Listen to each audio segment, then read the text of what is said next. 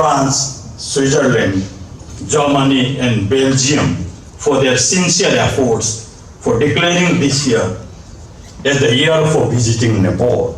I assure you of my embassy's fullest possible cooperation and support to this great endeavor. सधैँ नै रहोस् दुई देश बीच पवित्र भावना, सधैँ नै रहोस् दुई देश बीच पवित्र भावना, मित्रताको यो दुई शतक वर्षको शुभकामना, धन्यवाद।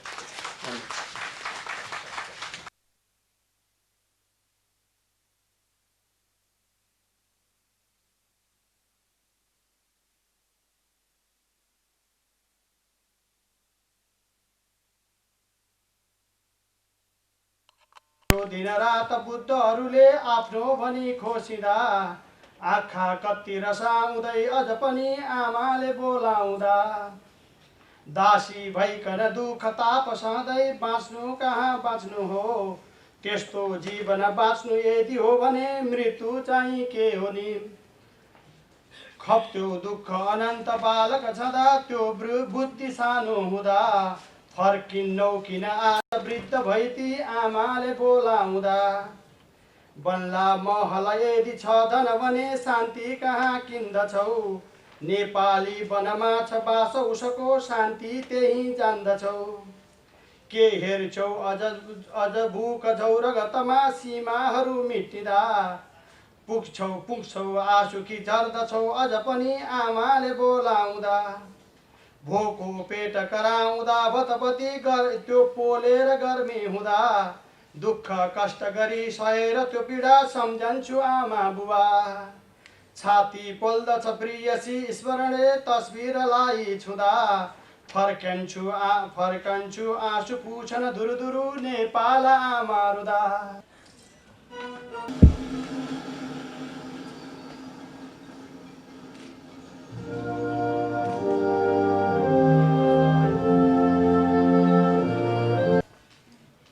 अब म माननीय उद्योग मन्त्री श्री नवीन राज जोशीज्यूलाई नेपाली खाना महोत्सवको उद्घाटनको लागि खाना स्टलमा सम्म गएर खाना स्टलको उद्घाटन गरिदिनु हुनको लागि अनुरोध गर्दछु।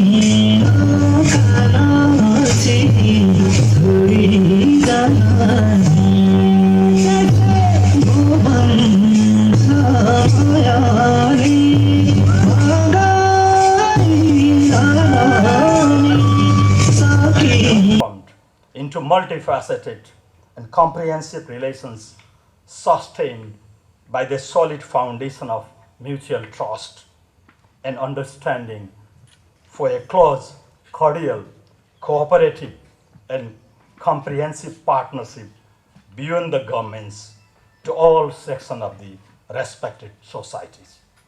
The shared legacy of the Gorkhas is one of the strongest and most visible bonds between the two friendly countries. More than 43,000 Gorkha soldiers lost their precious lives during the two world wars. Even today, more than 2,000 Gorkha soldiers are serving in the British Army. Despite distance of geography, the two countries share a lot of commonalities in terms of celebration of patriotism, bravery, and a sense of being bestowed with a rich civilizational history. Many Nepalese people who were educated in the United Kingdom in the past are now in the helm of their respective sector of expertise in Nepal, be it the field of government, diplomacy, education, economics, engineering, information technology, medicine, and other development sectors. The United Kingdom has been one of the biggest bilateral development partners of Nepal. It has continued to provide substantial development cooperation to Nepal. The United Kingdom's valuable assistance has been utilized in line with the priorities and policies of the government of Nepal in critical sectors of development, including vital infrastructure, health, education, and telecommunications.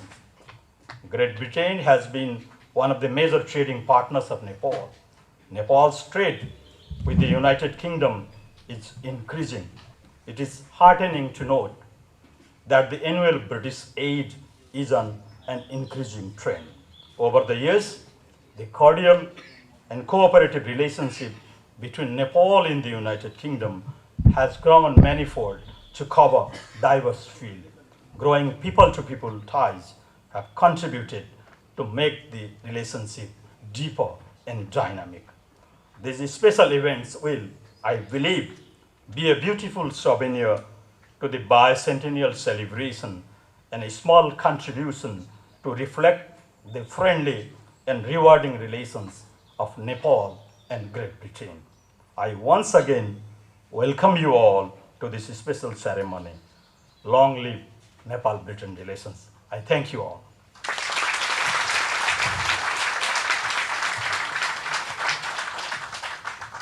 Now we present a welcome song in honor of chief guest of the ceremony, His Royal Highness the Duke of Gloucester, and all the distinguished guests. I request Mrs. Meera Rana, who is a veteran singer of Nepal. महामहिम राजदूत दुर्गा बहादुर सुवेदीजीले मलाई आमन्त्रण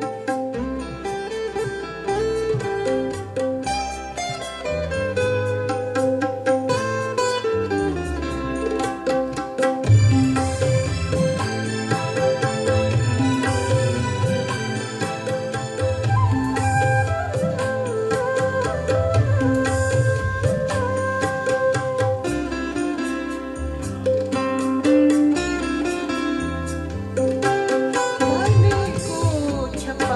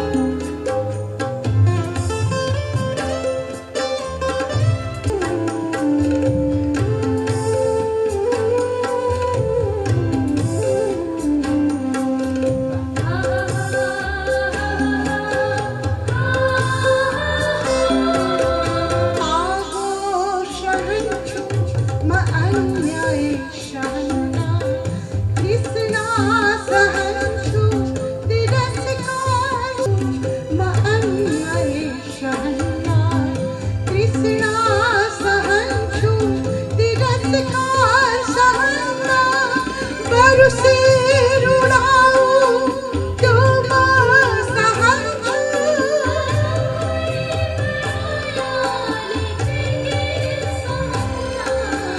तेके सहन्दा भनेको छपहरा लियो छाती मेरो बगेको छ छहरा रागतमा मेरो बखेरोमा जन्मे काकुरामा खेल्ने म झुक्दै नझुक्ने नेपालकी छोरी म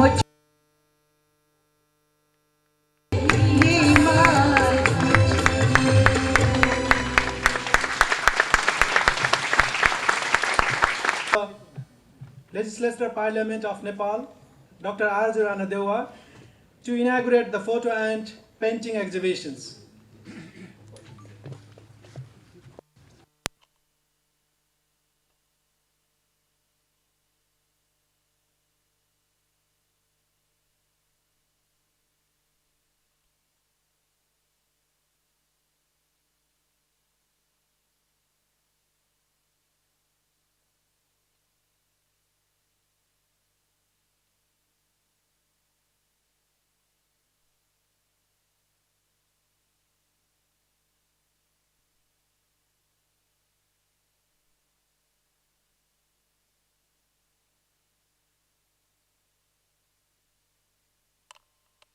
Royal Highness the Duke of Gloucester, KG, GCBO, Right Honourable Members of the House of Lords and the House of Commons, distinguished Permanent Under-Secretary and the Head of the Diplomatic Service of the Government of the United Kingdom, Excellencies the Ambassadors and High Commissioners, Excellencies the Mayors, Deputy Mayors and Councillors, distinguished guests, ladies and gentlemen, fellow citizens of Nepal, Namaste.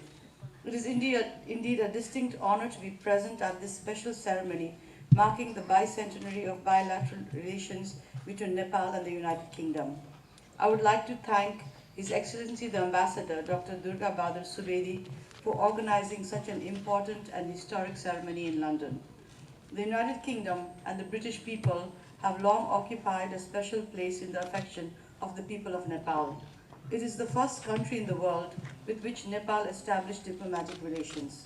The conclusion of the Sugauli Treaty in March 1816 not only paved the way for establishing bilateral relations with the United Kingdom, but helped Nepal to be known to the rest of the world. The government of Nepal continues to engage with the government of the United Kingdom in line with its foreign policy priorities. The United Kingdom remains one of the top development partners, with the annual British aid on an increasing trend. The United Kingdom has also been an important partner for trade and investment. Nepal's relations and interactions with the United Kingdom remains important for political and humanitarian reasons as well. With the opening of Nepal in the 1990s and the high mobility of the Nepali people, there has been a growing trend of people-to-people relations that have further consolidated our bilateral ties.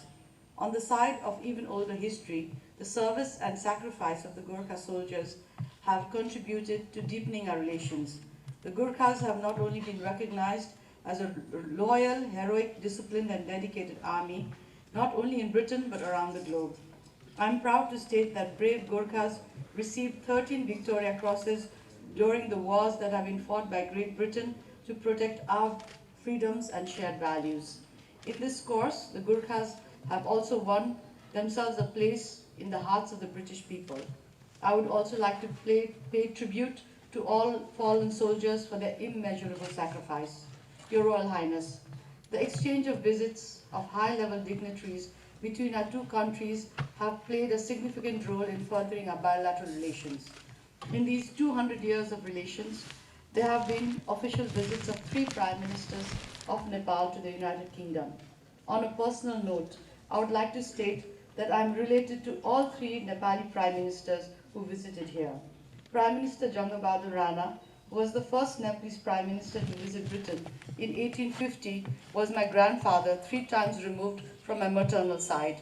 Prime Minister Chandra Samsher Janga Bahadur Rana, who visited England in 1908, was my grand-uncle on my paternal side, my own grandfather. Later on, Prime Minister Juddha Samsher Janga Bahadur Rana was also a member of his entourage on the second official visit.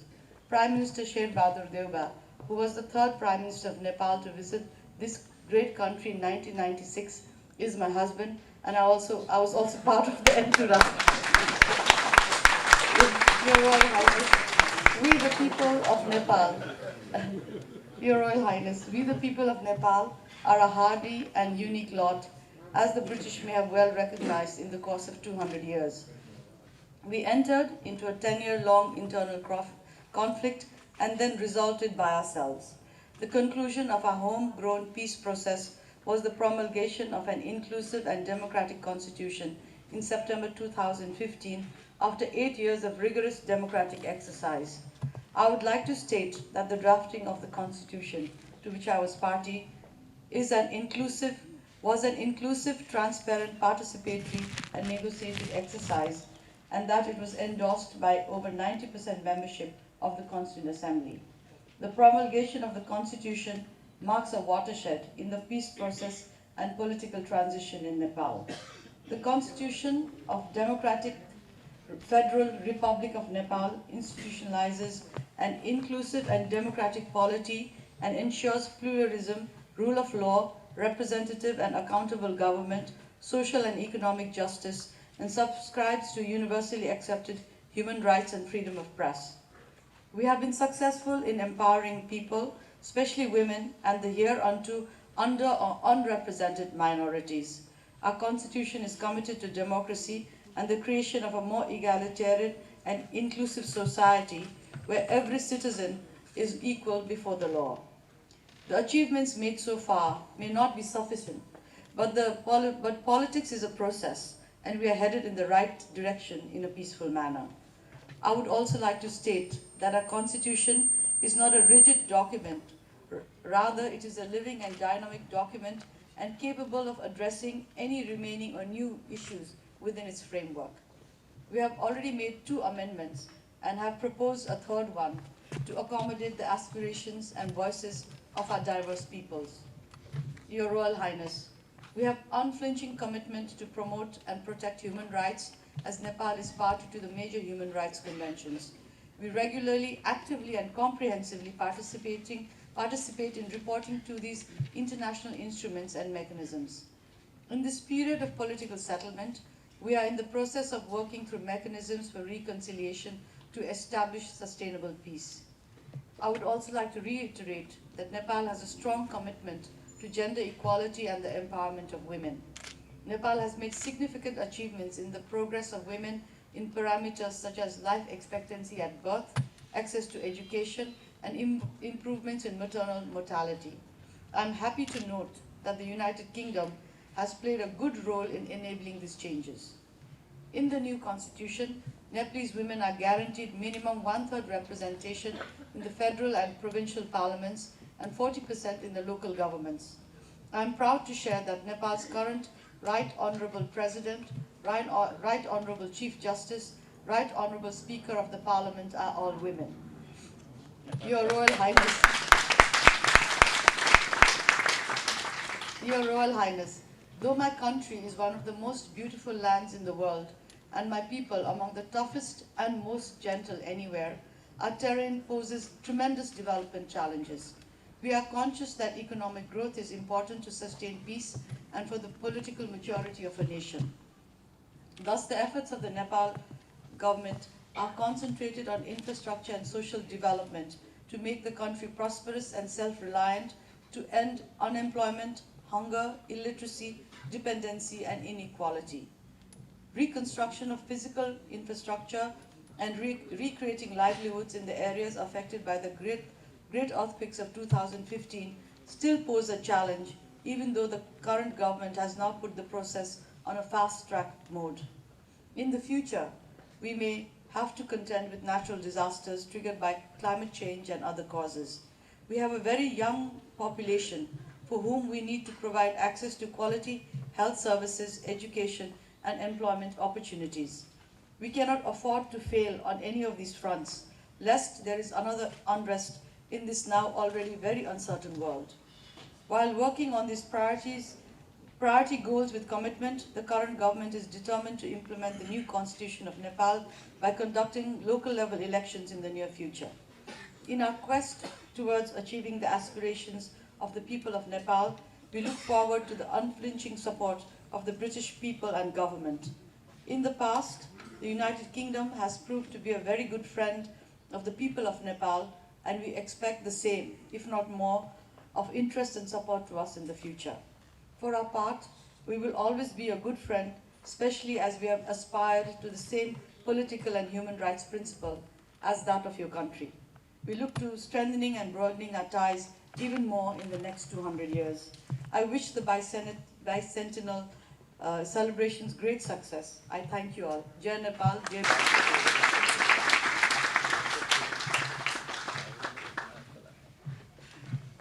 Thank you, Your Honorable. His Royal Highness the Duke of Gloucester to address this ceremony. Celebration of 200 years of relationships between our two countries. I seem to remember that we got off to a rather bumpy start, and that at the beginning of the 19th century we sent a punitive raid on account of some slight, I can't remember the details, but I think it was soon forgotten, and that our army met your army, and there was a battle with perhaps unnecessarily high casualties. And it was sort of a draw. But the consequence was that both armies had a very high respect for the other army. And although we had come with malice aforethought